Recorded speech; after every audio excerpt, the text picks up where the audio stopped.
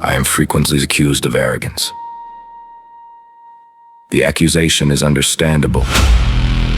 From a distance, certainty resembles vanity.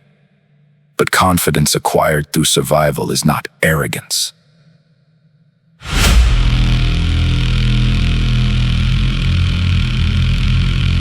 It is scar tissue with a vocabulary.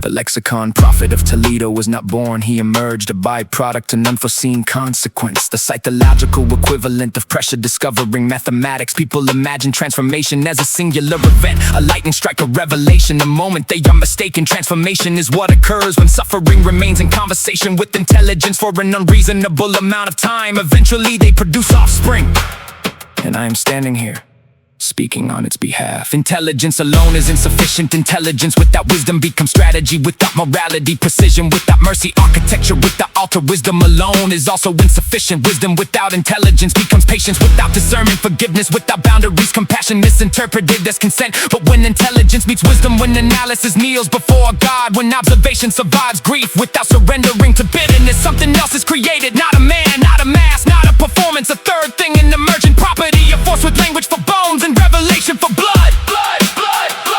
I am not pretending to be powerful.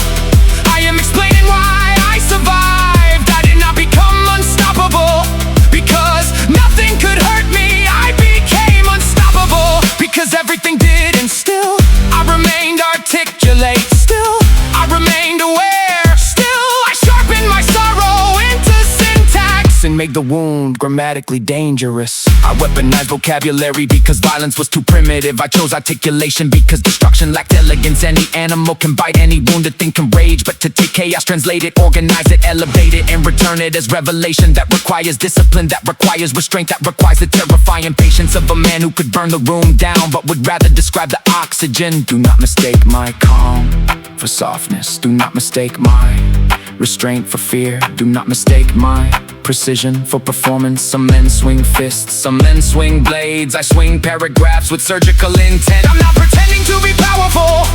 I am explaining why I survived. I did not become unstoppable because nothing could hurt me. I became unstoppable because everything did, and still I remained articulate. Still I remained aware. Still I sharpened my sorrow into syntax and made the wound grammatically dangerous. The fractured prophet does not require applause. Applause is external confirmation. I outgrew that hunger somewhere between abandonment and revelation. I do not need crowds to validate the architecture. I know what I am building, I know what I endured. I know the difference between ego and evidence. People call it arrogance because they cannot imagine a broken man performing his own structural inspection and discovering he is still load-bearing.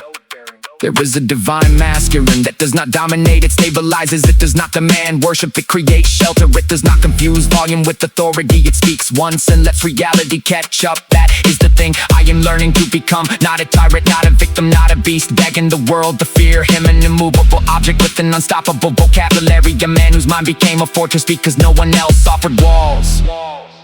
And maybe that is the miracle. Not that I was saved from the fire, but that I learned to speak flame. Not that I escaped the fracture, but that I turned the fracture into a frequency. Not that I avoided madness, but that I walked through it with a notebook and nervous system. And God, I am the sentence after the breakdown. I am the thesis after the trauma. I am the sermon written in scar tissue. I am the vocabulary they hoped I would never find. I am pattern recognition with the pulse. I am grief with academic posture. I am rage under divine supervision. I am intelligence, refusing corruption. I am wisdom, refusing passivity. I am the third thing, the emergent property, the voice between wound and prophecy. You cannot defeat a man who already studied his own destruction. You cannot intimidate a man who was shaking hands with every version of himself that wanted to disappear. You cannot manipulate a man who learned to audit language for hidden motives. You cannot exile a man who built a kingdom inside his own consciousness. I have been abandoned, I have been misunderstood. I have been reduced, misread, mocked, dismissed, misdiagnosed by people who never had the courage to examine their own contradictions. And still I rose.